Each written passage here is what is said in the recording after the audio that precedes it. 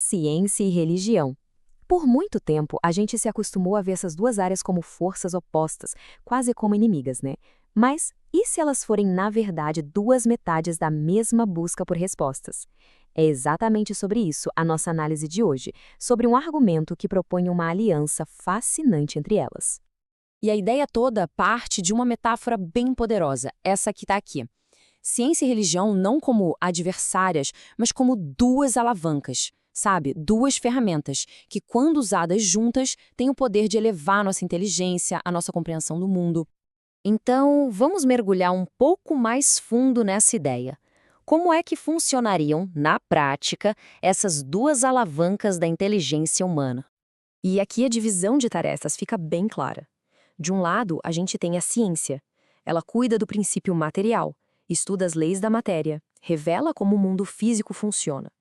Do outro lado, a religião, que governa o princípio espiritual, que estuda as leis da alma e revela as leis do mundo moral. A questão aqui não é uma ser melhor que a outra, mas cada uma ter o seu campo de atuação. Elas se completam. Isso leva a gente para uma conclusão que é ao mesmo tempo simples e muito forte. Se as leis do mundo material e as leis do mundo moral vêm da mesma fonte, do mesmo princípio, que o argumento chama de Deus, então como é que elas poderiam se contradizer? É como pensar que a mão direita de um escultor poderia brigar com a esquerda. Não faria sentido, porque a mesma mente comanda as duas. Tá, mas aí surge uma questão óbvia. Se na teoria elas não se contradizem, por que a história está cheia de exemplos de conflito entre as duas? Bom, segundo essa linha de pensamento, o problema nunca esteve na ciência ou na religião em si, mas na forma como foram praticadas, com muito exclusivismo. E essa é a grande pergunta, não é? Se a harmonia deveria ser o natural, por que a gente viu tanta briga ao longo dos séculos? A resposta proposta é bem interessante. A causa, segundo o argumento, foi o exclusivismo. É como se cada lado decidisse que só a sua visão de mundo era a correta e ignorasse a outra. A religião, muitas vezes, se apegou a dogmas de uma forma tão rígida que ignorou as leis da natureza. E a ciência, por outro lado, focada só no que podia medir e tocar, muitas vezes agiu como se o lado espiritual nem existisse. Cada uma se fechou na sua própria verdade. E claro, essa tensão toda uma hora tinha que explodir. O ponto de crise aconteceu quando as descobertas da ciência começaram a bater de frente com a interpretação literal de textos sagrados muito antigos. E o campo de batalha principal foi justamente a interpretação literal do livro do Gênesis. Foi ali que a lógica irresistível dos fatos, ou seja, as evidências científicas, entraram em rota de colisão com uma fé que se recusava a ver além da letra fria do texto. E aqui a gente vê os pontos do conflito de forma bem direta.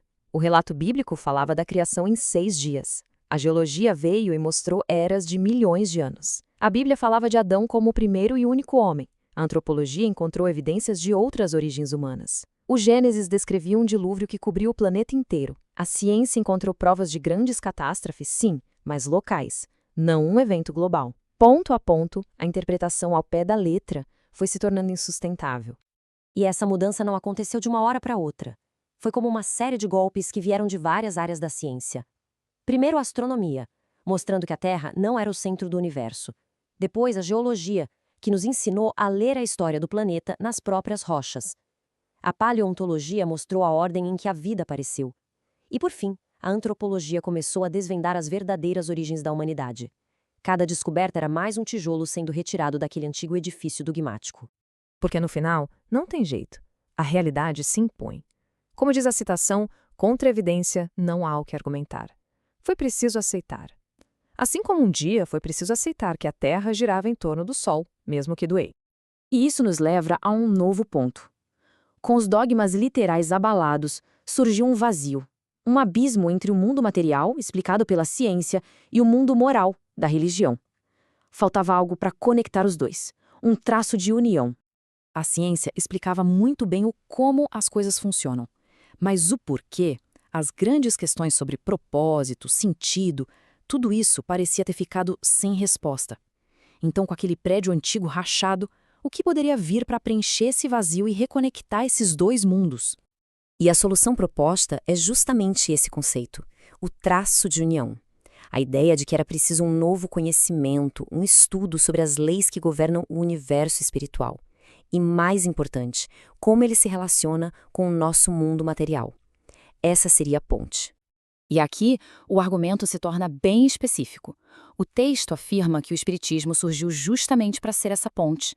Ele é apresentado não como mais uma religião com dogmas, mas como uma espécie de ciência do espírito que teria chegado no momento histórico certo, depois que a ciência material já tinha preparado o terreno para completar o quebra-cabeça do conhecimento humano.